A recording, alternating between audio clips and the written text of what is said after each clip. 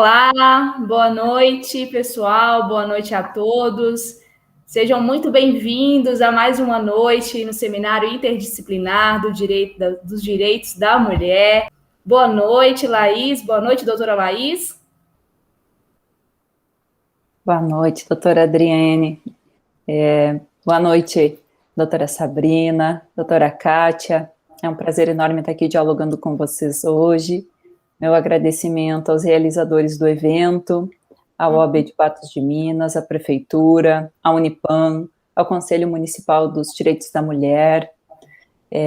Agradeço especialmente à doutora Kátia Andrade, que tive o prazer de conhecer através de duas vias. Estivemos compartilhando momentos no programa da nossa querida Ludmila Bahia e também através da minha grande e querida amiga Simone Letícia da Bes Leão, que me fez o convite para estar aqui hoje, né, Kátia, com todo o coração que você coloca nesse trabalho com relação às mulheres. A primeira vez que eu escutei, eu fiquei encantada, porque é alguma coisa muito genuíno e que ele vem com realmente um desejo de mudança, de encontrar respostas, de encontrar coisas que nos levem a outra direção, né? Esse evento está sendo muito bonito, muito importante, e se sente que ele tem aqui essa alma nesse desejo de construir algo diferente.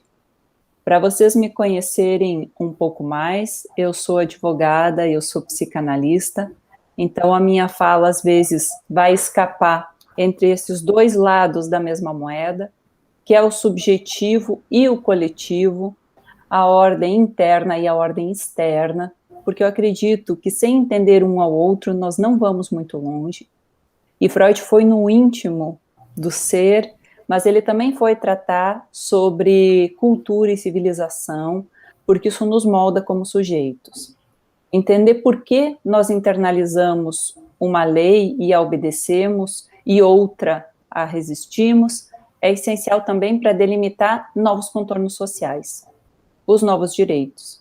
Porque o direito pode impor lei, mas se não há uma mudança de paradigma do que é ser homem, do que é ser mulher, com todas as consequências que isso carrega, quando falamos de registro social, nos referimos a isso que é transitório e mutável, porque a sociedade é camaleônica. Então, nós temos que ver o que não está entrando, por que é que não está entrando nessa raiz desse sujeito, para que ele consiga internalizar coisas novas. Porque somente produzir leis não vai dar o resultado que talvez nós estejamos buscando, que é pegar por um todo, a resposta integral, como nos diz aí a Maria da Penha, né? Ela pode pegar no a posteriori, mas até chegar no a posteriori, muito estrago já foi feito. Eu estive acompanhando as palestras que foram realizadas nesse evento, que vem sendo pensado, diagnosticado, dialogado, e eu tenho uma preocupação com a questão dos contornos sobre a mulher, porque até agora nós não damos conta nem de conter a violência, e nós ainda estamos patinando na igualdade. E o que eu desejo é aquilo que nos move, é que nós possamos encontrar esses novos caminhos, tanto para estancar a violência de gênero, que é um sintoma da desigualdade de gênero, porque assim nós vamos encontrar a causa desse sintoma. Na igualdade, nós vamos encontrar a causa e poder fazer uma ressignificação. Porque não basta saber sobre, nós temos que elaborar. É como se nós tivermos um diagnóstico, isso não cura, porque isso não nos aponta para o problema. Ele foca na dor, no que sofre, no que está disfuncional, mas ele não vai trazer a elaboração, né? Como uma depressão. O que dói, o que faz sofrer na depressão, aqui fazendo analogia com a psique? Saber onde está a água não alivia a sede, né, diz o meu querido mestre de psicanálise, o Renato Dias Martins. E nesse novo estándar de direito das mulheres, porque ele é relativamente novo, ele começa os primeiros passos lá nos anos 70, e isso nos trouxe a doutora Marcela, aqui, que se apresentou, trouxe uma palestra bem densa de conteúdo, estava assistindo no primeiro dia de evento, que foi estimulado pela Organização das Nações Unidas, mas que demanda um engajamento muito mais do que legal, demanda um engajamento político, e que nós podemos constatar o seguinte, que nós andamos às voltas, tanto labirinticamente, fazendo uma política aqui, a outra ali, sem ter uma integração nem nacional, nem internacional. Eu vou trazer um pouquinho hoje as políticas nacionais, porque se nós pegarmos cada estado do Brasil, isso é bastante psicótico, porque uns têm uma alta resposta institucional e de mobilidade social, nos outros é muito precária, como talvez o isolamento social nos tenha revelado, aí estados que subiram 600%, outros, né, e os números são tão variantes, a gente tem que entender assim, o que varia, é o mesmo povo, é o mesmo território, é a mesma língua, por que o registro da lei está tão diferente? Mas desde essas regionalidades, se nós não tivermos algo que forme um núcleo, ela fica muito disfuncional. Então vem a ONU e tenta fazer alguma coisa ali nesse ambiente internacional através da diplomacia e que depois os estados teriam que se ocupar disso, o Estado-federação, e a partir disso esparramar dentro das necessidades regionais. Por isso que eu digo, fica a questão da proteção da mulher e dos direitos da mulher e do acolhimento da estrutura que cerca, ela está psicotizada no nosso país.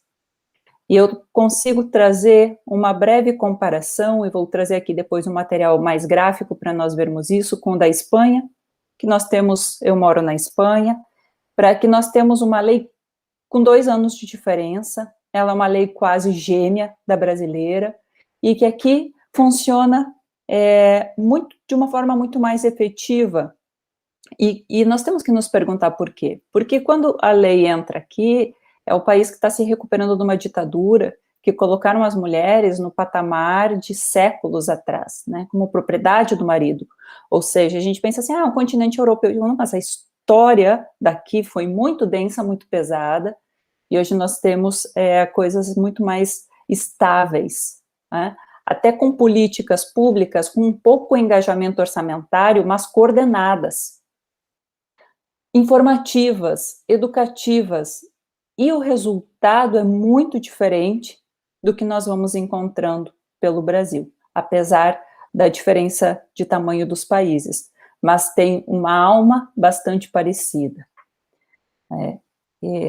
Os números, e a gente sabe disso, a gente acompanha isso todos os dias, sobem de vítimas fatais, de mulheres abusadas, de mulheres violentadas na rua, no trabalho, em casa, e até mesmo no âmbito escolar e nas universidades acabam acontecendo esses casos.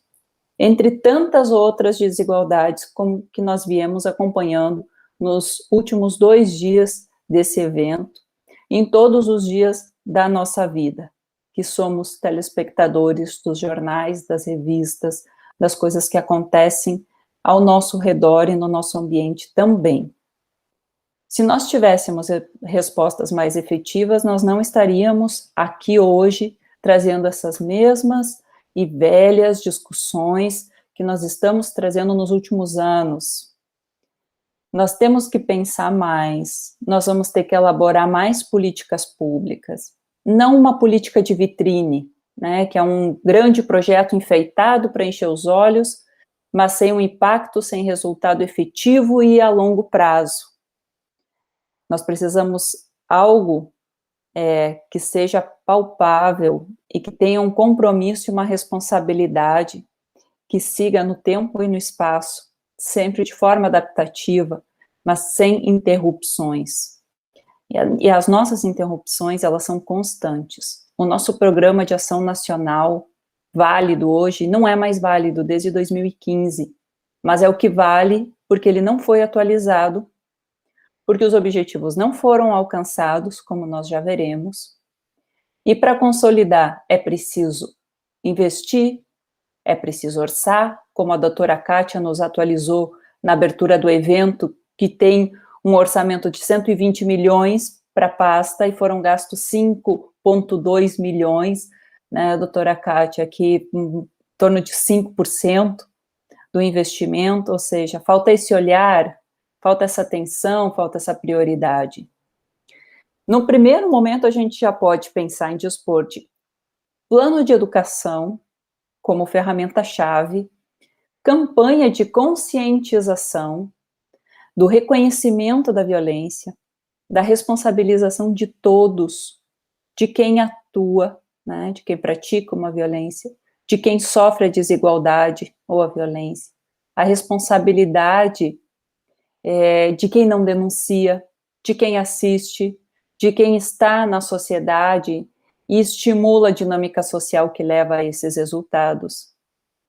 Responsabilidade que pode partir de dentro de casa, na educação diferente para os meninos, homens, mulheres e meninas, dos professores no ambiente escolar, da responsabilidade que nós temos no ambiente acadêmico e institucional, na formação de todos, tanto no setor público como no setor privado.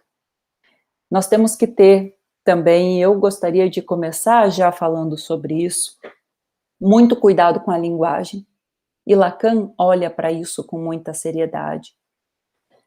As palavras que nós nos referimos, a maneira como nós falamos, né, o rol de característica que nós damos para uma determinada pessoa ou para outra, para um determinado gênero ou para o outro, porque o nosso inconsciente é estruturado como linguagem. Né? Por exemplo, a palavra merecimento. Mulher nenhuma merece, minha mulher não merece, minha filha não merece. Os direitos consagrados na Constituição e os tratados internacionais firmados pelo Brasil, e um sem número de leis que nós temos aqui a colar, que procuram encontrar esse caminho de fazer as coisas mais igualitárias, né? Mesmo que cheguem atrasadas, elas não são escolhas nem prêmios de merecimento, senão a gente vai estar voltando lá na questão da mulher, da honra da mulher. Dessa mulher pode ser protegida ou não pelo Código Penal, dependendo do comportamento social dela, que alguém está avaliando se ela é merecedora, né, de sofrer a represália, abuso, estupro e até feminicídio pelo companheiro, ou se ela é digna de ter a proteção jurídica, porque ela é uma mulher honrada. Nós andamos por aí até muito pouco tempo, e de vez em quando ainda sai faísca dessa brasa, ainda que não está toda apagada em alguma decisão.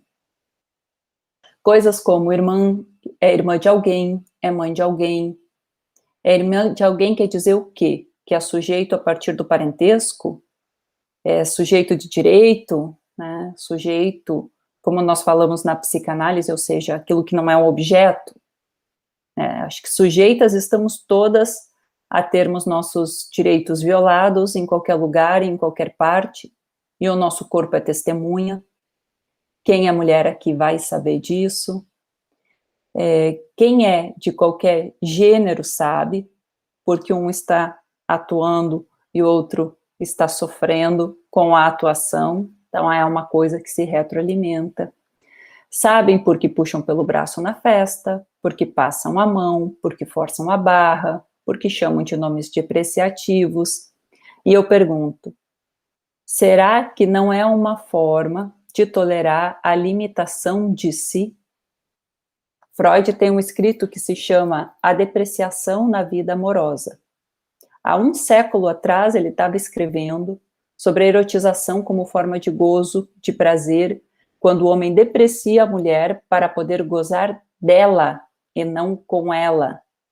E aqui entra Lacan com a célebre frase que diz o seguinte: a relação sexual não existe, porque é dois discursos e dois sistemas completamente diferentes que muitas vezes não estão se comunicando e se respeitando, porque se um está na posição de objeto, ele não é escutado.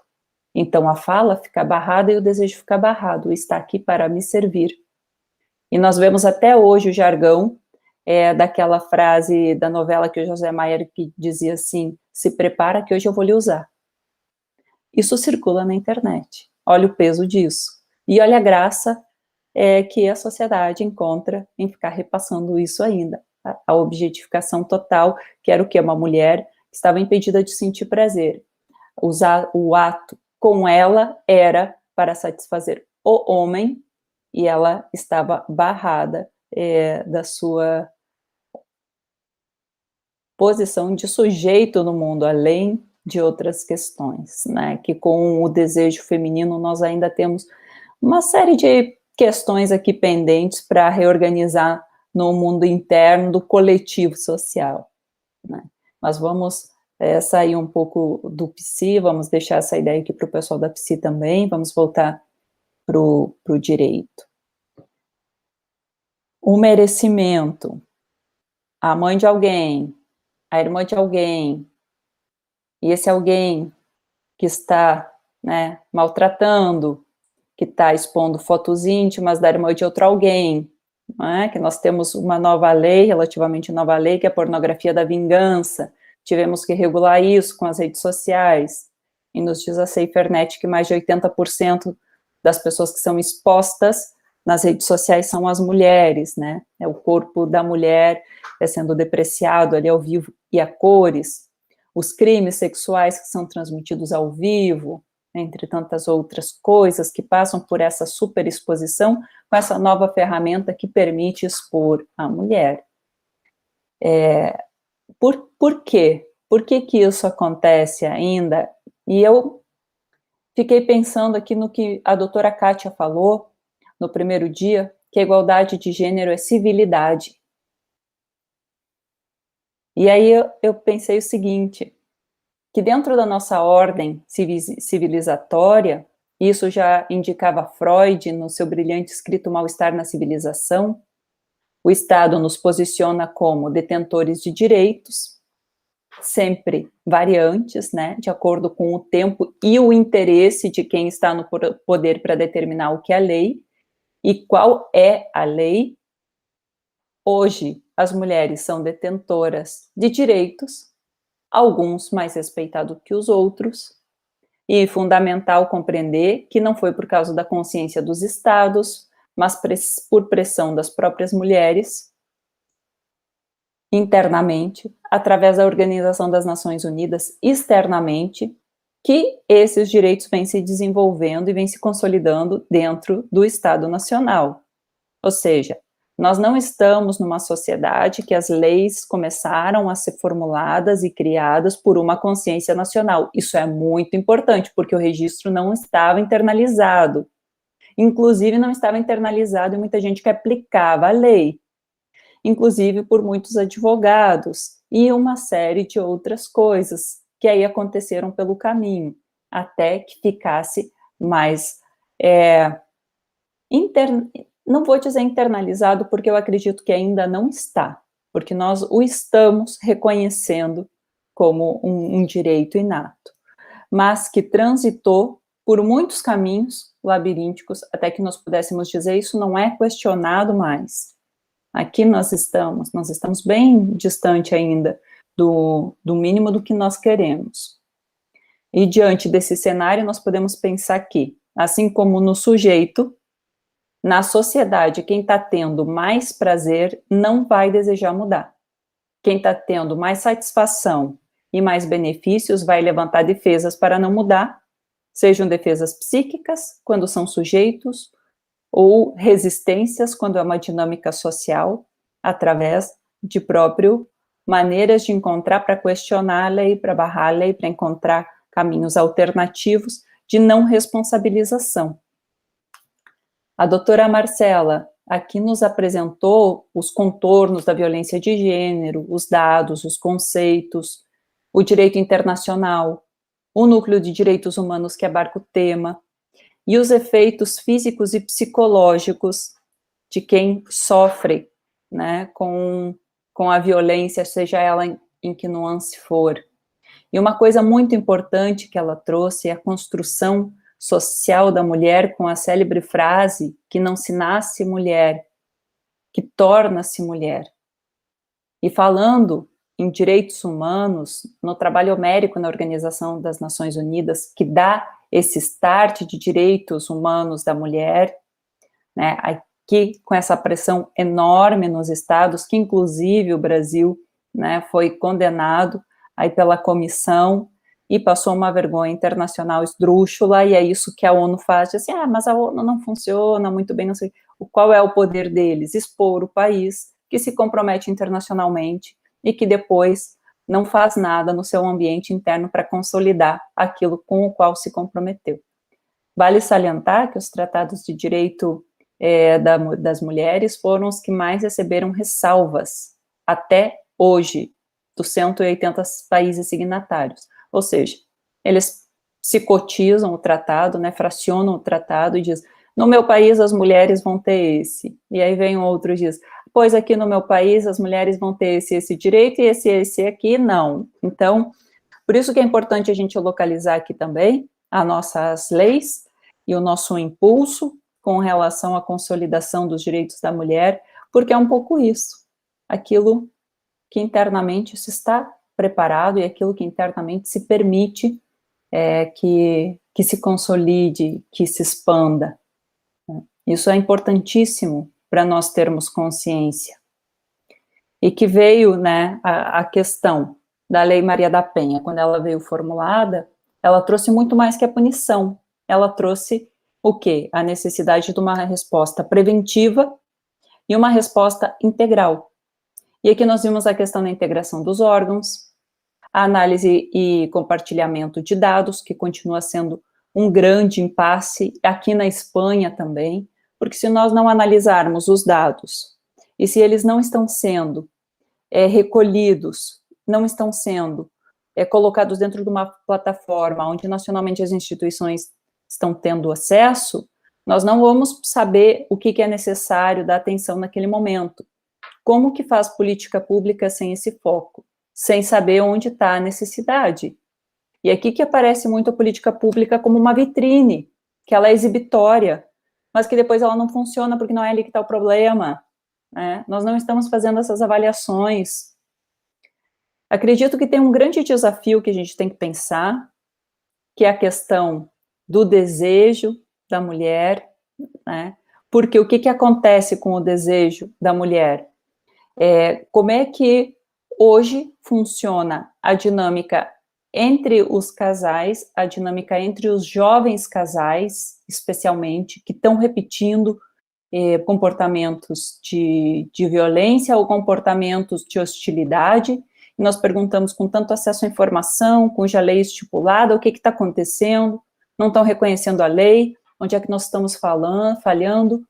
E nós temos que pensar que o lugar da mulher e o lugar do homem ainda estão fixados também, porque quem está educando os nossos jovens são os pais de ontem, e quem educou os pais de ontem foram os avós de anteontem. Então, é uma coisa que se vai transmitindo no processo de herança, quase, né, no processo de educação. E nós vamos estar, em grande medida, dentro da academia e de tudo isso, tentando fazer uma força algo contrária, com sorte, tem consonância com a lei interna daquela família e daquele sujeito, e as coisas acontecem. Mas quando não tem consonância, as coisas se resistem. Eu gostaria só de compartilhar algumas imagens e 2 vídeos muito curtinhos para devolver a palavra já para acho que é para a Sabrina, que vai dialogar conosco, e para a doutora Adriene também, que vai estar aqui mediando a nossa mesa, que visualmente são muito potentes e que trazem algumas políticas públicas. Mas eu gostaria, antes de falar de políticas públicas, ter tido essa conversa com vocês, que é da responsabilização e é de tentar entender o que é que não encaixa e por que é que não encaixa.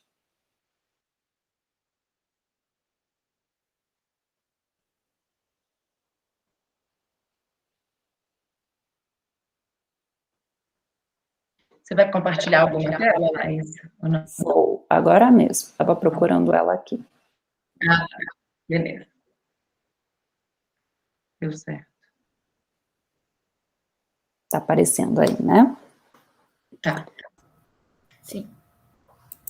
depois de todo o trabalho que a ONU desenvolveu aqui, de leis, etc., o que surge hoje novo? Surge outro estímulo, grande estímulo internacional, que nós temos que aproveitar a força disso, que é a OMS, que se começa a se pronunciar sobre isso. E eu gostaria de exibir esse vídeo curtinho e só dizer uma coisa antes, que não há tema mais democrático, talvez, no mundo, do que a questão da mulher, da violência contra a mulher e da nossa pouco manejo em estabelecer uma igualdade real, porque ela está espalhada em todos os lados do mundo, e nós vimos isso crescer por todos os lados quando saiu a pandemia, sejam países mais pobres, países mais ricos, diferentes culturas, pega a Ásia, pega Estados Unidos, pega América do Sul, pega Europa. E essa declaração me parece muito, muito simbólica da OMS. Sadly, there are reports from some countries of an increase in domestic violence since the COVID-19 outbreak began. As people are asked to stay at home, the risk of intimate partner violence is likely to increase. We call on countries to include services for addressing domestic violence as an essential service that must continue during the COVID-19 response. If you're experiencing or at risk of domestic violence, speak to supportive family and friends. Seek support from a hotline or seek out local services for survivors. Make a plan to protect yourself and your children any way you can. This could include having a neighbor, friend, relative, or shelter identified to go to should you need to leave the house immediately. There is never any excuse for violence. A questão que ele traz à fala, chamando a responsabilidade de todos, que foi o carro-chefe depois das políticas públicas que foram empregadas durante a época da pandemia. Mas, só passando rapidamente, os nossos programas hoje, o Plano Nacional, que era de 2013 e 2015, continua vigente, e o programa que nós estamos implementando ainda, de 2013, a Casa da Mulher Brasileira, que era o nosso carro-chefe. Campanhas continuadas de conscientização não temos mais, né, são campanhas específicas de datas específicas. As campanhas continuadas de conscientização dão um resultado incrível na Espanha, é muito interessante a diferença que faz, o envolvimento que isso traz, especialmente com o público jovem, que está muito conectado com a questão visual e com as redes sociais. A central de atendimento, que agora o nosso 180 também está aí mais expansivo para todos os direitos humanos. Não sei se isso é bom ou se é ruim, né, porque deu uma descaracterizada, mas por outro lado aumentou o leque. Organização e humanização do atendimento às vítimas de violência sexual. Nós estamos humanizando as pessoas ainda. Eu acho que deveríamos ter todos um certo treinamento, seja nas escolas, seja nas instituições, nos hospitais. Os hospitais de referência não conseguem atender bem as mulheres. Muitas mulheres saem do hospital de referência sem fazer os seus devidos tratamentos depois de sofrer uma violência sexual, porque elas se sentiram lá menosprezada, violentada de novo. Então, nós ainda estamos aqui socialmente, tem esses vestígios, esses traços, né, da culpabilização, etc. Uma coisa muito específica que são os centros de atendimento às mulheres na região de fronteira seca, e as unidades móveis, isso aqui também não foi muito colocado em prática, as unidades móveis para atender as mulheres de situação de violência no campo e na floresta, basicamente a federação dava o ônibus, a estrutura, e as prefeituras se ocupavam do demais, e mesmo assim algumas unidades foram repassadas. Sobre a mulher do campo, tem um documentário lindíssimo, curtinho, 5 minutos, 6 minutos, do governo de Santa Catarina, que se chama Sozinhas. Eu recomendo vocês a procurarem. Ali aparece toda a capa daquela mulher que é o estereótipo, né, aquela coisa sexualizada do porquê acontece com ela. Eu lembro que eu estava com um colega de pós-doutorado em direitos humanos, que ele dizia, os direitos humanos não sei o quê, E aí eu estava assistindo esse vídeo, numa rede social tinha recebido esse vídeo, e ele começou a olhar assim meio de canto, e aí ele me disse assim, ele terminou o vídeo e ele me disse, meu Deus, Laís, eu vi minha avó sofrer isso a vida inteira, né? Eu digo, eu acho que agora você entendeu por que você está aqui. E disso que se trata, né? Acontece universalmente, isso é transnacional, isso está por todos os lados, isso é a avó, é da mãe, é da irmã, é da filha, é de nós, é de vocês que estão perpetuando também coisas, né? É de todos. O carro-chefe, que é a Casa da Mulher Brasileira e da integração de todos os lugares, que a OMS diz assim, é necessário ter um lugar de acolhimento, um lugar de proteção, um lugar de atenção.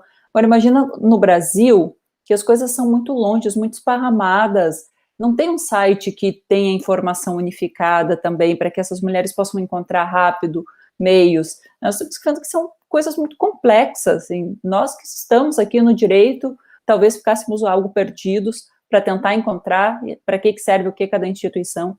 Imagina alguém, né, que está numa situação de muita vulnerabilidade. Assim, é uma pena, mas é uma minoria que era para ter, desde 2016, uma em cada estado. Hoje nós temos 5 em funcionamento.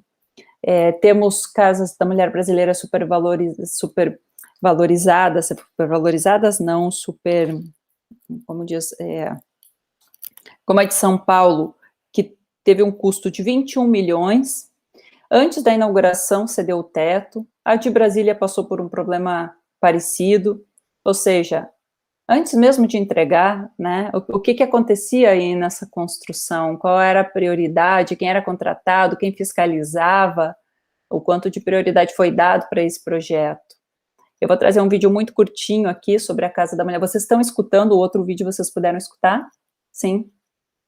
E aqui é um pouco que aparece a responsabilidade difusa das coisas e da falta de prioridade.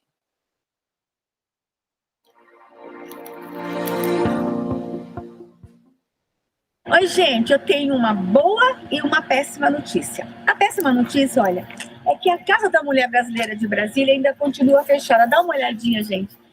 Vocês precisam ver que espaço espetacular se estivesse funcionando. Esta obra aqui custou mais de 12 milhões de reais para os cofres públicos. Só que na cobertura estética ali, ó, mais de 1 milhão de reais. E ela está aqui fechada, sabe por quê? Está interditada. A obra corre sérios riscos, inclusive, de cair. E desde que nós assumimos neste atual governo, nós estamos buscando uma solução para este espaço. E agora eu tenho uma boa notícia, está aqui, ó. Acabamos de assinar o acordo de cooperação entre o Ministério da Mulher, da Família e dos Direitos Humanos e o Banco do Brasil para a recuperação desta obra, para que possamos entregar para a sociedade esta obra, para que o serviço de proteção à mulher volte para este lugar. Por que o Banco do Brasil? Porque esta obra foi construída por meio do Banco do Brasil. O Ministério repassou dinheiro para o Banco do Brasil contratou a construtora que fez a obra. E agora ficamos aí 6 meses discutindo de quem era a responsabilidade e ficou agora sob a responsabilidade do Banco do Brasil de reconstrução, de arrumar esse espaço, e depois o Banco do Brasil vai acionar judicialmente a construtora que causou todo este problema. Nós vamos construir Casa da Mulher Brasileira em formatos menores e para cidades pequenas também de todo o Brasil, especialmente cidades de fronteira, onde precisamos proteger a mulher, muitas delas vítimas do tráfico humano. Estamos mudando este Brasil. Um espaço desse aqui, ó, não vai ficar mais ocioso. Bora, gente, vamos proteger a mulher. Um pouco a responsabilidade é do Banco do Brasil, é da construtora, que o dinheiro foi, não sei onde está, enfim, toda essa questão, muito bonito o teto estético e todo o valor empregado, mas a Casa de São Paulo passou anos fechada porque eles não tinham dinheiro para comprar mobília de uma casa de mulher, ou seja, não é um ambiente hospitalar que precisa de muito investimento, né, é mais um formato de escritório. Então, assim, esse dinheiro que aí fica esparramado e não se sabe direito qual é a responsabilidade. E o mais incrível é que diz assim, vamos construir em todos os lugares, nem as capitais não têm.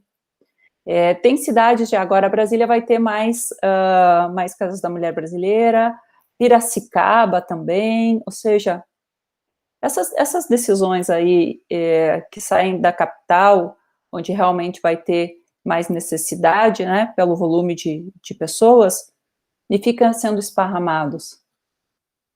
Esse tipo de decisão, por onde passa? Qual é a análise de dados que se faz aí? Como que se conclui que um lugar é mais importante que outro, que um interior, né, vai ter mais demanda do que uma capital?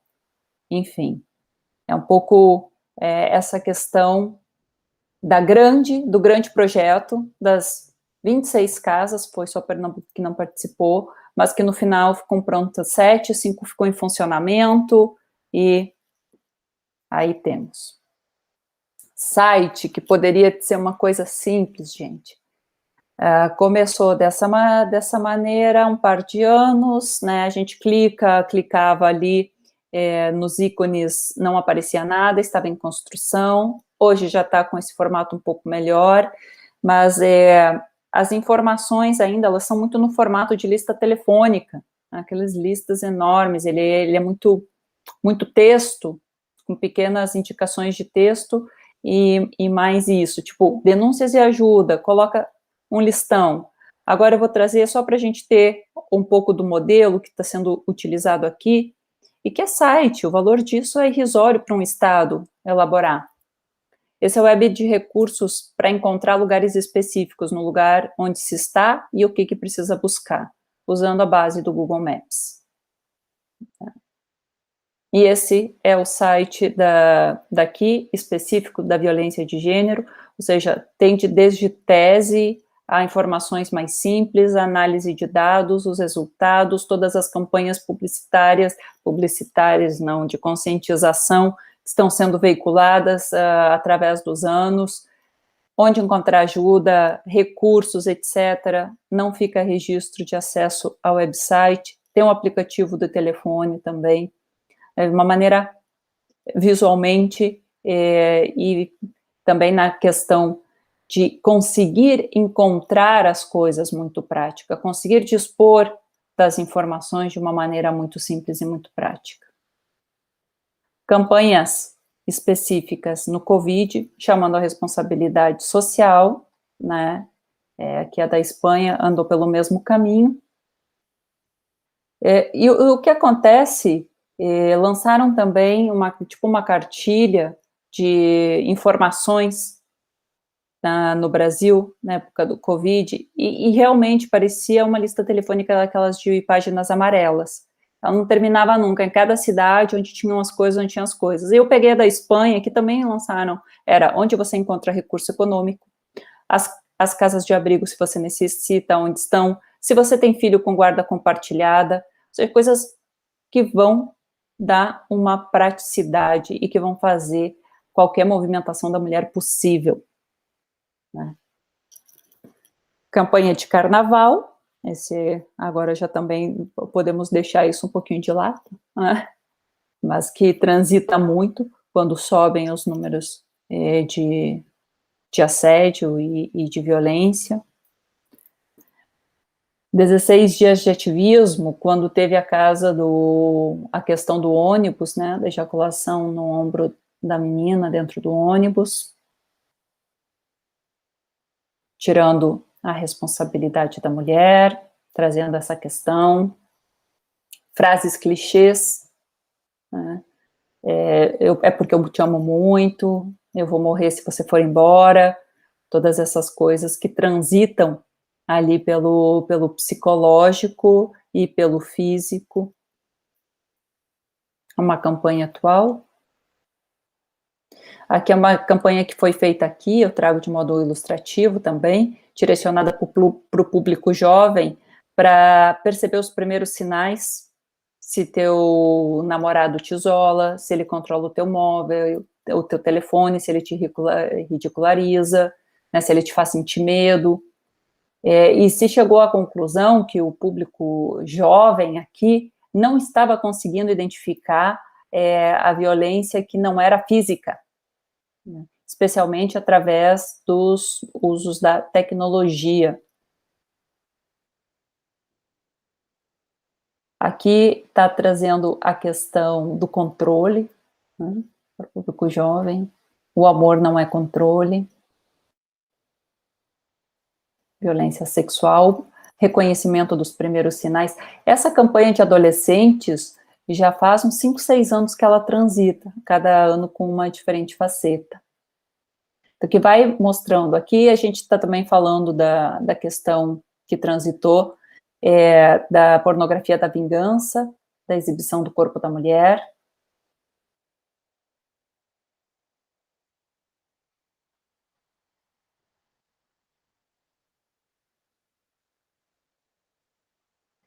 Espanha faz muito corredor com o tráfico humano de mulheres para fim de exploração sexual. Eu vejo que esse é um assunto que não é trabalhado no Brasil, a questão da exploração sexual, a não ser em lugares muito pontuais, muito lateralmente, e que aqui tem uma campanha forte contra essa prática, porque o que acontece com a exploração sexual e com o público que está movimentando tudo isso, que ao contrário do que se acreditava, o público que mais consome é o jovem com condições econômicas altas, e um público muito jovem, a questão de fazer festa, de fazer comemoração, e muitas dessas mulheres são vítimas do tráfico internacional, e aqui nós podemos encontrar muito da África subsaariana já, ou seja, elas não conseguem nem entender a língua, elas ficam completamente presas ali com a documentação e tal.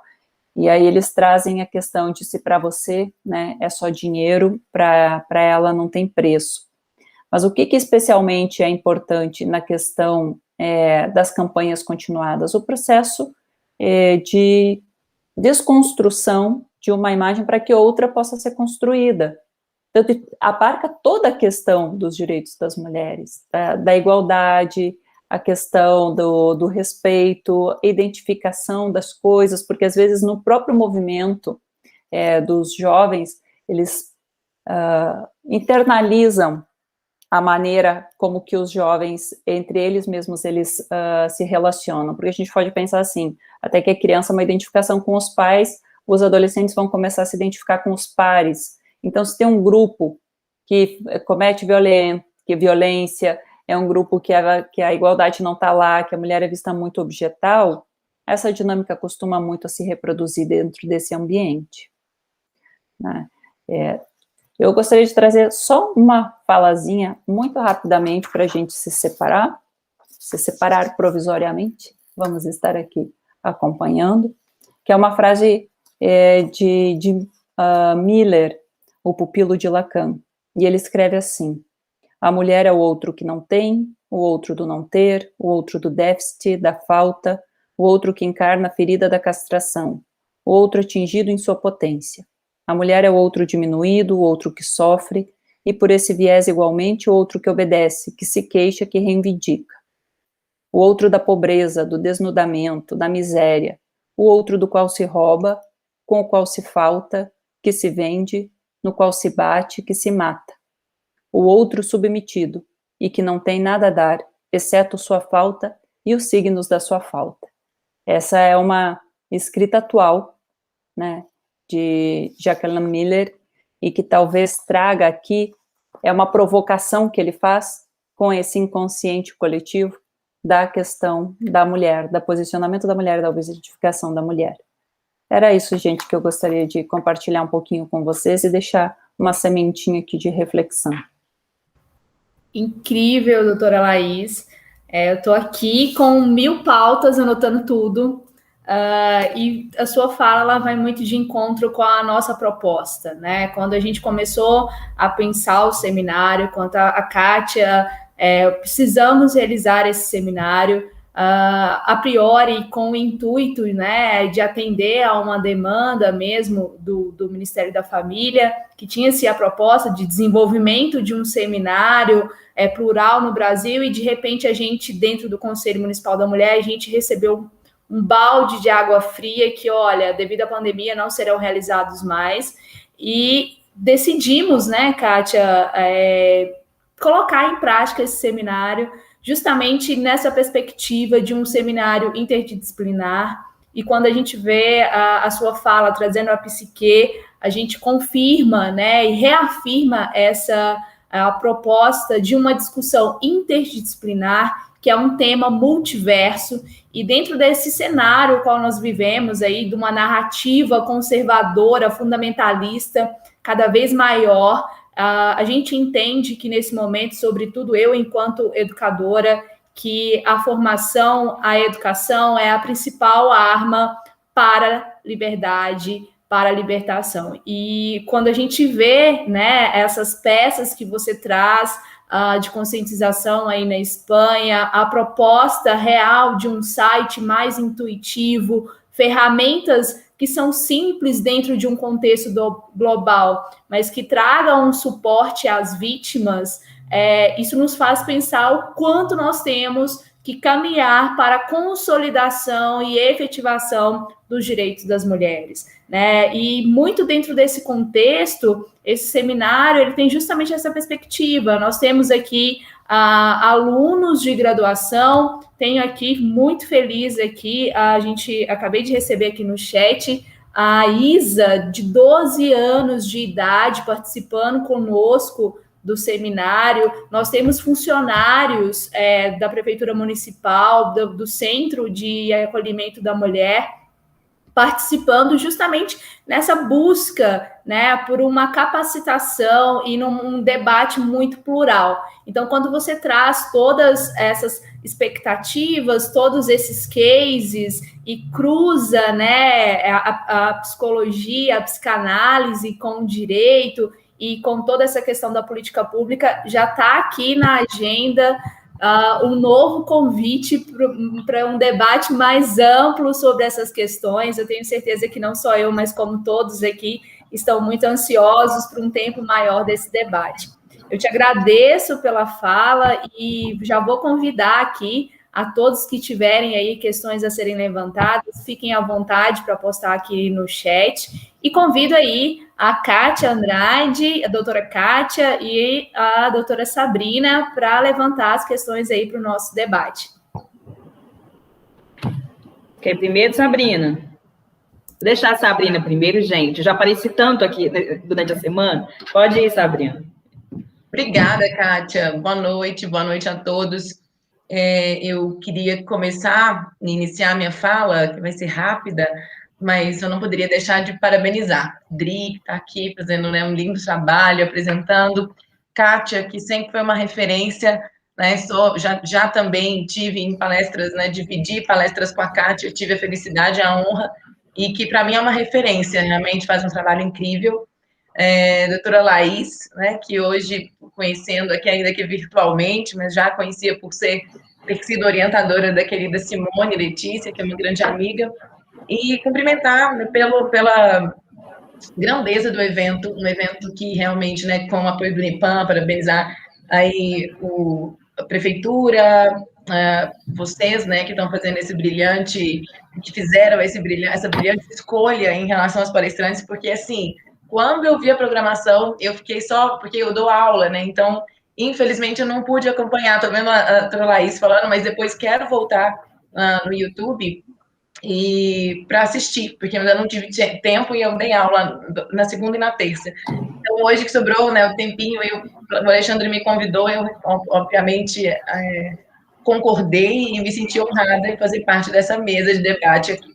Bom, sem mais, eu queria parabenizar a Laís pelas palavras, aprendi muito e faço das palavras da Adri todas as minhas, pelo fato de que realmente falar de direitos humanos, falar de direitos da mulher já é incrível, sobretudo quando a gente tem a doutora Laís associando isso, né, à psicanálise. Eu sou uma apaixonada também pelo tema, dou aula de direitos humanos, meus alunos, né, que estou vendo aqui no chat que tem muitos aqui, muitos também que já formaram, eu já vi aqui a Nádia, vi vários que já são bacharéis ou que já são advogados, participando, e que foram meus alunos, inclusive, nos direitos humanos, sabe o quanto eu bato em cima dessa tecla, né, de fazer até mesmo uma didática invertida, de colocar eles para fazer esses trabalhos, para eles viverem isso.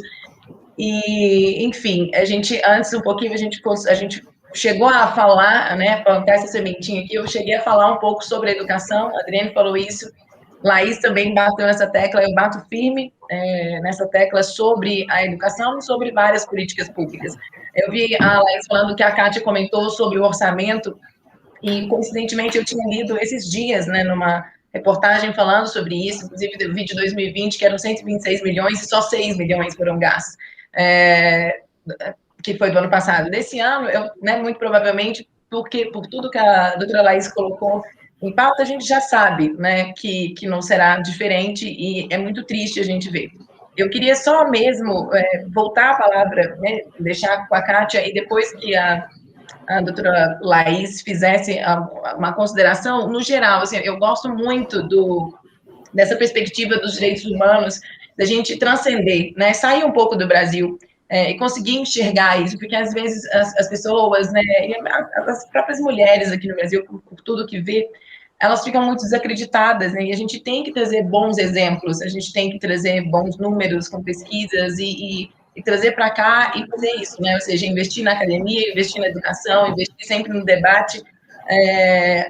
Nós estamos aí, acho que a passos muito curtos ainda, a gente está muito longe, eu infelizmente tenho essa perspectiva, mas eu sou brasileira, brinquei, né, com as meninas outro dia, falando, não desisto, então eu sou uma eterna, vou estar sempre batendo nessa tecla, e sou uma eterna amante dos direitos humanos e de todas as políticas públicas que tiver em relação a isso. Então, a gente sempre vai estar, né, no IPAM.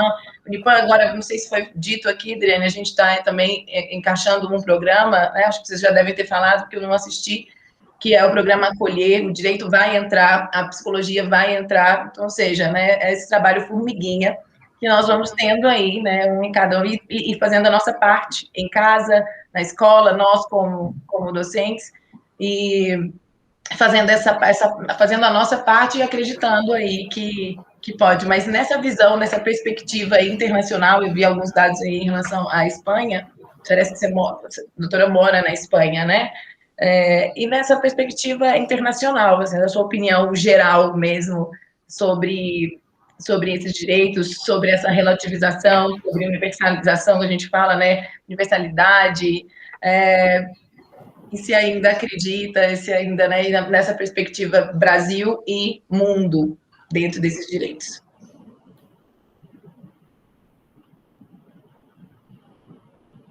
Posso falar, menina?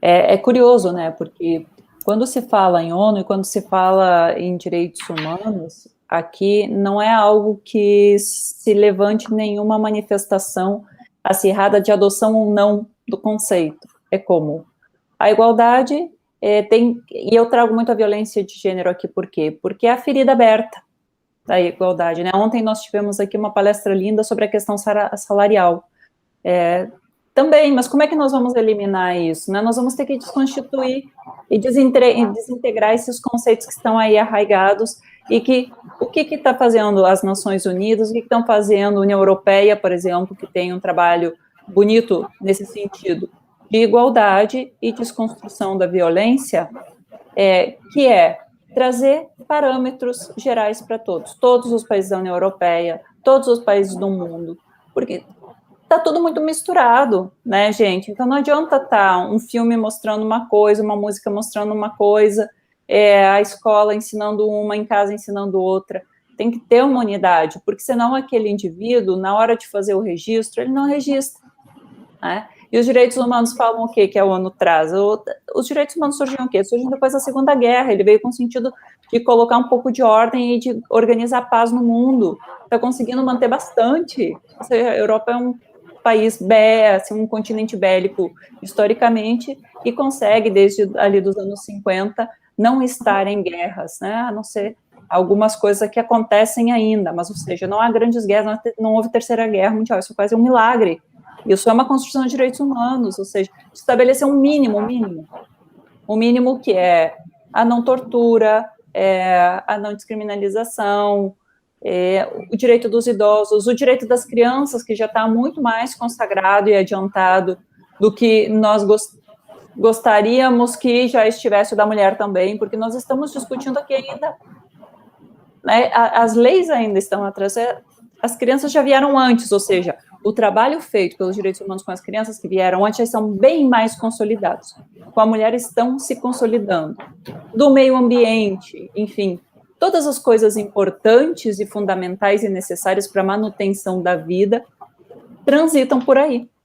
Temos um convidado especial. Meu Deus. Quem que é? Que lindo! Não, pode exibir ele, por favor. Oh, meu Deus. É um gatinho, né? É uma gatinha? Acho que o áudio... O microfone. É.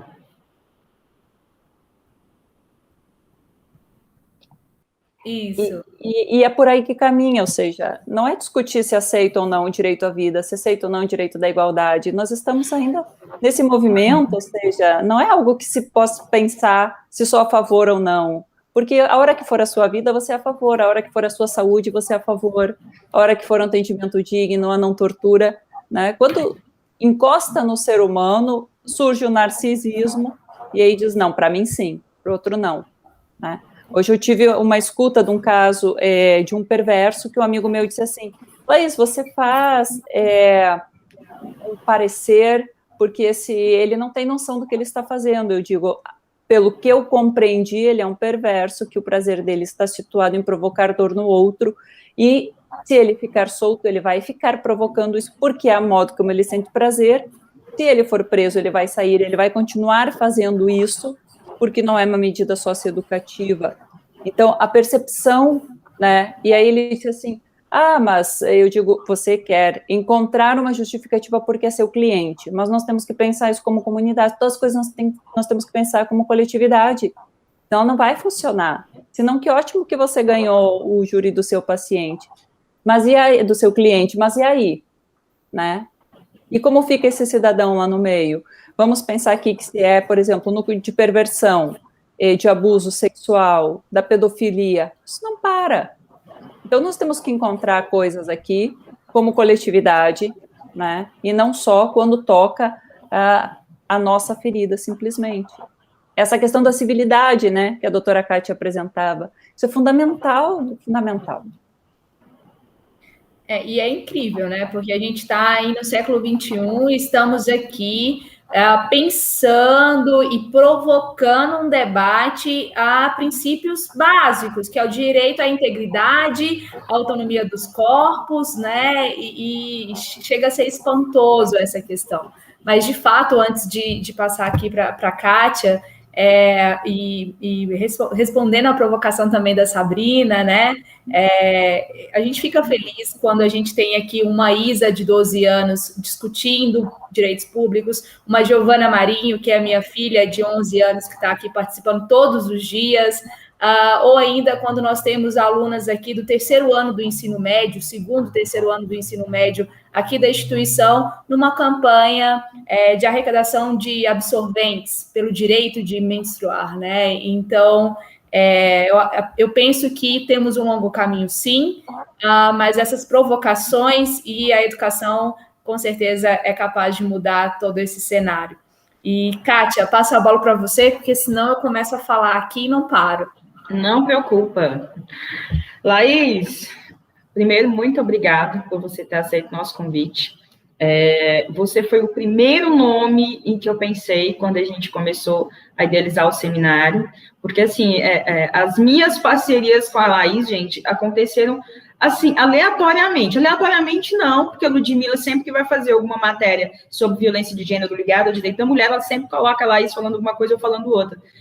Então, a gente meio que se conheceu dessa forma, e eu passei a acompanhar o trabalho dela em redes sociais, e eu falei assim, não, a Laís, eu tenho certeza, é ela, e foi o primeiro nome que me veio em mente, falei, tem que chamar. E eu sabia que seria o sucesso que foi a sua fala, e você me poupou bastante de ter que falar sobre a ausência de políticas públicas no atual cenário, né? Porque eu já estava com a fala pronta, falei, não, vou ter que falar isso, mas você me poupou disso, porque, infelizmente, primeiro que eu tenho que te contar, que eu e a Adriene, a gente discute bastante sobre isso, que existe uma coisa muito cultural, principalmente na nossa região, que as pessoas, quando tratam o direito da mulher, eles tratam como assistencialismo. olha, vamos fazer uma caridadezinha ali, né? Vamos dar um dia de princesa para aquela mulher para empoderá-la.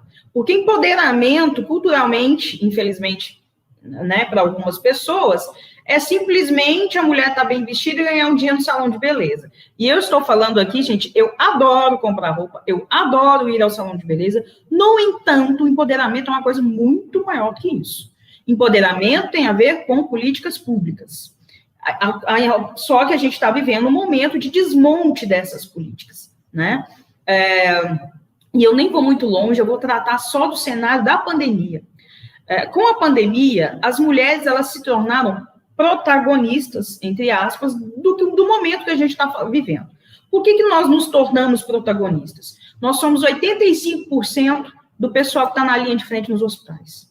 Nós somos 81% dos professores, né, no caso, os professores. E quando eu falo isso, o que isso tem a ver com a pandemia? Tem a ver que essas mulheres professoras, com o home office, o que aconteceu? Elas tiveram que ir para dentro de casa, elas tiveram que fazer da casa delas, com o marido, com o filho, o ambiente de trabalho, e ainda assim cuidar de tudo que tem lá na casa delas. Quer dizer, elas abdicaram da privacidade dela, da privacidade do lar, inclusive da família, para dar aula para os filhos das outras mulheres. E nisso, nós somos também, como todo momento de crise, a maior parte da população que está sofrendo com o desemprego, né? E quando eu falo isso, isso eu estou falando porque em pesquisa recente foi divulgada, o perfil do desempregado hoje brasileiro é mulher, preta e de baixa escolaridade, tá? E isso a gente já imaginava que fosse acontecer, isso lá no início da pandemia, porque a gente sabe, isso é histórico, gente. As pessoas podem questionar a história o quanto for, mas a gente sabia, isso é uma coisa muito lógica que ia acontecer. Porque mulheres ocupam hoje os postos de trabalho mais vulneráveis, né? Então, se vem um momento de crise, é ela que eu vou mandar embora. E, principalmente, as mulheres negras, elas são a maioria, o quê? Dos trabalhadores domésticos. Então, qual é o primeiro empregado que vai ser demitido no momento de crise? Normalmente, os empregados domésticos. Por que eu estou falando tudo isso aqui? Porque hoje, e sem contar, obviamente, o que eu falo todo dia, que isso não tem nem como deixar de falar, que a gente sabe que houve um aumento considerável, mas ainda represado, de violência de gênero. Por quê? Porque essas mulheres estão dentro de casa, estão tendo que conviver ainda mais com o próprio agressor e não tem para onde ir. Né? Que poderia ser uma casa-abrigo, poderia ter o apoio dessa Casa da Mulher Brasileira, mas a gente sabe da dificuldade que é isso. O que me preocupa é que, de tudo o que eu falei aqui agora, não existe uma política pública de iniciativa do governo federal, e eu tenho que falar que é de iniciativa do governo federal, gente, porque o que nasce em termos de projeto do governo federal vai se expandindo pelo estado e município, para resolver, ou pelo menos para amenizar essa situação. Nós não temos sequer hoje renda mínima para essas mulheres, né, que normalmente são chefes de família, que normalmente, ontem, por exemplo, vou dar um exemplo para vocês, ontem uma senhora, que deve ter por volta dos seus 65 anos, veio aqui no escritório para vender lanche na hora da tarde. E eu sei que a maioria das pessoas vai falar, nossa, que legal, ela está trabalhando. Isso é romantizar a pobreza. Uma mulher de 65 anos, que era mais ou menos a idade dela, tinha que estar dentro da casa dela, no conforto da casa dela, sem correr o risco de ser contaminada, ainda tenha sido vacinada. Entendeu? Eu tô falando isso porque eu fiz a mesma pergunta ontem para a Silvana. Me preocupa essa ausência de políticas públicas e esse retrocesso que nós estamos vivendo. Porque a gente, querendo ou não, a gente já teria uma dificuldade maior só com a pandemia. A pandemia já traria todos esses agravantes que eu acabei de citar. Só que essas mulheres estão desprotegidas. E eu te falo com muita propriedade nesse sentido, porque eu posso citar, eu sou presidente do Conselho Municipal de Direitos da Mulher, e eu me lembro quando nós fomos implantar o Centro de Referência da Mulher em Patos. E é óbvio que a gente queria o Centro de Referência com a Casa-Abrigo, né? Porque a Casa-Abrigo, a gente sabe que é um local para onde essas mulheres vão. E eu me recordo que naquele momento a gente teve que decidir o que a gente ia pleitear, porque a Casa-Abrigo, a gente sabia que nós não ganharíamos, a gente não ia conseguir. E ainda assim, Quando nós conseguimos o Centro de Referência da Mulher, eu me recordo que nos primeiros meses estavam dando 3 mulheres atendidas por mês. 3 mulheres atendidas no mês, num serviço que estava começando, e num serviço que a gente sabe que é difícil as mulheres procurarem num primeiro momento. A nossa preocupação naquele momento em que simplesmente fechassem o Centro de Referência era enorme. Graças a Deus, não fechou, graças a Deus foi para frente. Mas para vocês terem noção do quanto, de como é tratado, da prioridade que dão a essas políticas públicas voltadas para a defesa dos direitos das mulheres. Então, assim, a minha pergunta vai ser a mesma que eu fiz para a Silvana ontem, em razão disso. Com esse cenário todo, como nós vamos fazer para, enfim, ir atrás do prejuízo? Porque o prejuízo ele já veio com a pandemia e essa ausência do Estado atuando em defesa, protegendo essas mulheres. Tirar a doutora aqui do microfone. Kátia, é indignante, né? É assim... Sim. Eu vou falar de políticas públicas, que desafio. Políticas públicas de violência, que é o nosso carro-chefe, deficitária. Você pega de ajuda econômica, aqui tem, não há. Você vai puxando pela comparação, não há. Isso. Esse é o... Por isso que eu digo, vamos falar sobre a federação, porque pode ter centros de referência estaduais que tenham mais atuação, os municipais, pode ter instituições, pode ter ONGs, mas nós termos um parâmetro, um direcionamento que venha de cima, que expanda, aqui nós estamos, tá? Aqui nós estamos. E aí que eu coloco a responsabilidade em cada um, porque é o que nos resta. É importante, em primeiro lugar, mas é muito o que nos resta. Né? Vamos fazer alguma coisa, vamos dar palestras, vamos levar para as escolas, vamos ajudar da maneira que nós podemos, vamos fazer esse trabalho lindo como você está fazendo, né, Kátia, com o Centro de Referência. Eu trabalhei no Centro de Referência da Mulher de Porto Alegre, e na troca de governo, sabe o que aconteceu? Todas as mulheres que trabalhavam no centro, elas destruíram tudo antes de entrar um novo governo, que entrar uma equipe nova. Nós chegamos lá, não tinha nenhum dado de nenhuma mulher, eles apagaram todos os dados. As mulheres que estavam lá sendo atendidas tinham, a maioria numa situação de extrema vulnerabilidade, tinham que repetir um nome. Gente, aqui nós estamos... Eu acredito, né? Só te interrompendo, Laís, o ano passado, a OAB, né, até a Sabrina citou, transformou em lei, né, foi votado, obviamente, pela Câmara de Vereadores daqui, o projeto OAB na escola. OAB vai à escola, que é, né, direito à escola. Justamente para levar informações, direito e tudo. Por que a OAB fez isso? Porque a partir do momento que é transformado em lei, a outra administração, a nova administração, não tem como simplesmente falar, não quero. Entendeu? É uma lei, existe. Porque realmente o que você falou é muito sério. Aliás, nós estamos vivendo isso, né? Porque nós tínhamos um governo federal que pensava de uma forma até 2018, e isso eu estou incluindo, inclusive, o governo Temer, e a partir de 2019 nós temos um governo que não entende como prioridade a defesa dos direitos das mulheres. E esse desmonte, ele é latente, não se discute, está acontecendo. Então, essas questões acabam interferindo no futuro. Como que a gente vai fazer?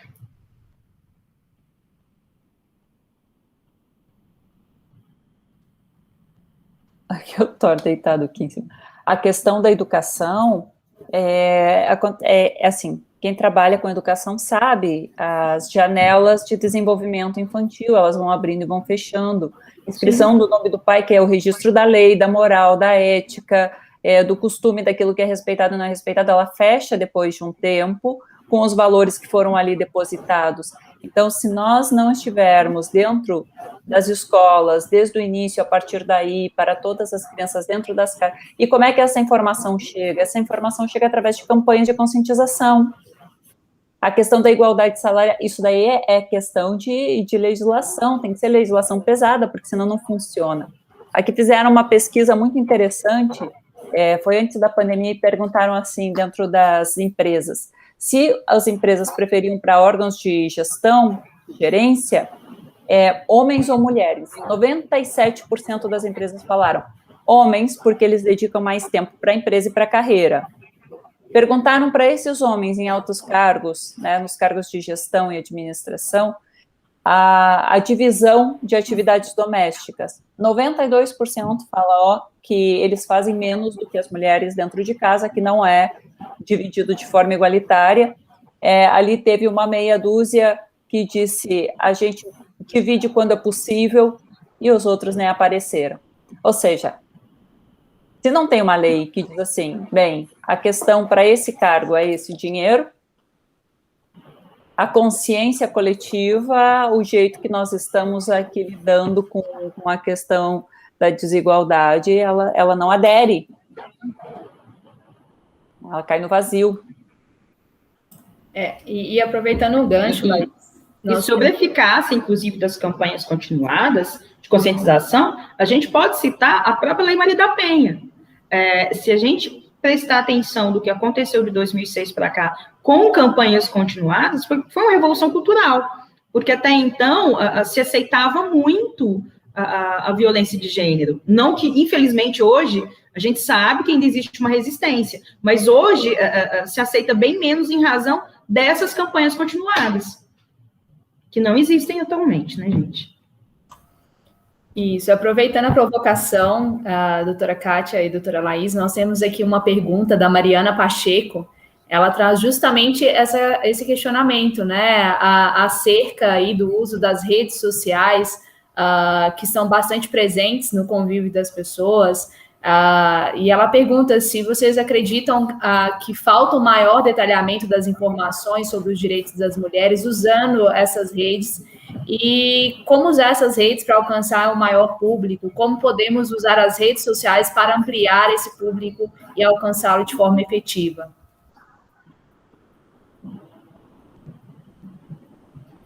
O que eu tenho percebido aqui é que quanto maior as ferramentas disponíveis para todas as coisas e a responsabilidade do coletivo, né, dou um exemplo, fizeram uma campanha de conscientização sobre a denúncia não partir da própria vítima, aumentou 60% o número de pessoas que não eram a própria vítima denunciando, 60%, né, então como isso chega, como que transforma a informação, quanto mais ferramentas tem, melhor. Quantas instituições você pode encontrar ao seu redor para te acolherem naquele momento? O que é necessário? Porque às vezes a gente vai para um órgão e o órgão diz, não, vai para outro órgão. Daí o outro órgão diz, vai para outro órgão. Chega uma hora que você desiste, chega uma hora que você fica constrangido, sabe?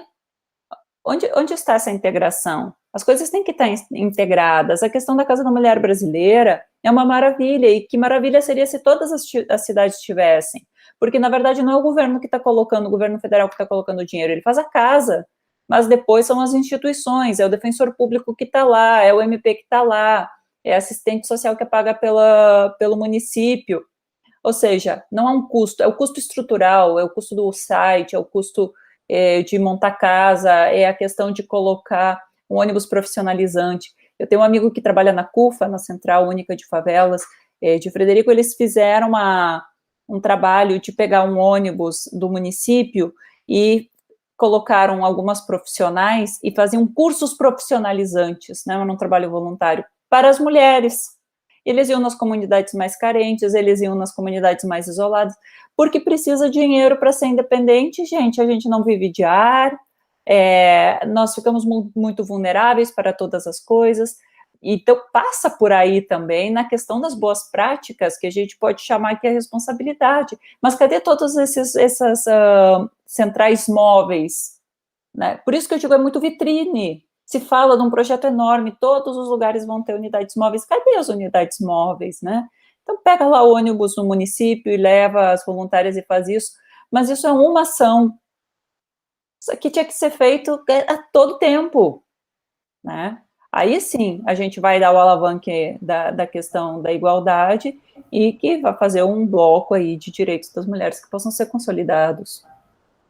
Isso. Doutora Laís, vamos já deixar na agenda aqui um outro momento para essa discussão, Temos aqui perguntas interessantíssimas, fora, eu tenho certeza, as várias que a Sabrina anotou aí para o debate, a Kátia para o debate, mas eu queria aproveitar e fazer uma perguntinha final aqui, bastante interessante, que chegou no nosso chat, e reforçar, né, o quão a gente está feliz com esse debate. Veja que você está aí da Espanha, nós temos aqui, estamos aqui no Unipan, aqui em Patos de Minas, eu tenho pessoas participando da Unigran Rio, da Unicesumar, da Unipac, da Uniaraxá, estudantes de diversos cursos aqui do Núcleo de Educação à Distância do Unipan, os alunos do curso de História, do curso de Direito, e temos aqui membros da Comissão AB Mulher, da 45ª sessão. Então, realmente, a gente está num debate muito plural e isso aquece o coração e nos enche de esperança.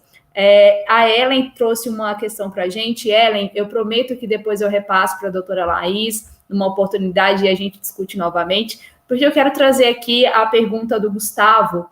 O Gustavo é aluno do curso de História, e ele trouxe uma pergunta bastante provocativa e tem muito a ver do que a gente está falando aqui. Ele faz a seguinte pergunta: qual seria o caminho ideal para levar uma conscientização efetiva dentro das escolas, através de uma educação que enfatize não só a importância da mulher na sociedade, como também os seus direitos? Na verdade, não precisa nada muito excepcional nas escolas, porque a criança, ela tem a questão da igualdade muito presente nela, a não ser que alguém ensine de uma forma diferente. Senão não vai. Até eu assisti um vídeo tão bonitinho, uma menina que joga futebol com os meninos no time de futebol, e ela diz assim: o problema não são os meninos me respeitam, mas é que às vezes os pais ficam gritando lá fora, puxa o cabelo da menina. Ou seja, né, ela diz, o problema não são os meninos com quem eu jogo, o problema está lá fora, né? Então é partir do pressuposto daquilo que nós já temos mais ou menos e continuar, né? Dar um embasamento, ser como dizia o Bion, um continente disso, abraçar isso, e você segue assim, né? Assim tá bom, assim vocês brincam junto, assim vocês vão pro pátio junto, assim ninguém pode empurrar ninguém. E a educação vai sempre nesse sentido, mas que depois vai reforçando alguns pontos que são mais necessários, né? Como a estimulação da profissão, a estimulação da autonomia, da independência, a questão do perceber, porque os relacionamentos violentos, a gente pensa assim, passa muito pela questão da autonomia da mulher também. Eu tenho amigas que têm alto cargo e elas não têm acesso ao dinheiro, e uma delas me contou isso, e eu disse, como assim você não tem acesso? Não, porque a gente está endividado e porque eu tenho salário fixo, então foram feitos todos os financiamentos lá, é um relacionamento extremamente abusivo, inclusive com violência física. E o que ela não tem acesso? Ela disse, eu vou sair com o meu filho daqui, só se eu voltar para a casa da minha mãe, porque eu não vou ter autonomia financeira nos próximos tantos anos, porque meu dinheiro está todo comprometido. Isso é violência patrimonial. E a violência patrimonial, e aí a gente pega o controle da violência psicológica com o adolescente, e tudo vai caminhando por aí, né? Tudo caminhando por aí. Então, é essa ferida que a gente tem mais aberta ainda, que nós temos que trabalhar nas escolas, essas identificações. Porque o demais é estimular aprendizado, autonomia, porque com isso a base já está feita. Só pegando um gancho aqui, Dri, em relação, eu sei que a gente já está caminhando para o fim, muito bem lembrada, mas que a gente fica muito nessa coisa do gênero e pegando muito para o lado do homem, e foi bom você falar, a menininha está falando, né? É lá de fora o problema. E muitas vezes esse problema vem da própria mulher, né? Vem da própria mulher, ou seja, a discriminação, aquilo ali. E um exemplo clássico, a gente estava falando esses dias na aula de doutorado, sábado retrasado, e uma colega minha em Belo Horizonte, advogada, professora, ela ia assumir o núcleo de práticas jurídicas e foi fazer uma entrevista. Tem todo aquele RH, enfim, ela teve que fazer um protocolo, e aí eles falaram, você está pensando em engravidar? E aí ela ficou assustada com aquela pergunta, e ela tá querendo, e ela se sentiu tão ofendida e com medo, e assim, o que tinha? E ela falou, não, e depois ela tava assim, isso foi um dia. Eu ouso discordar, porque é o seguinte, há mulheres que são machistas porque elas foram educadas para serem machistas. Há mulheres que são inseguras porque elas foram educadas para serem inseguras. Então, assim, não é porque o problema é com a mulher, é a educação que a mulher recebeu. Possivelmente, eu falo isso com muita tranquilidade, eu seria uma pessoa super machista em razão da criação que eu recebi.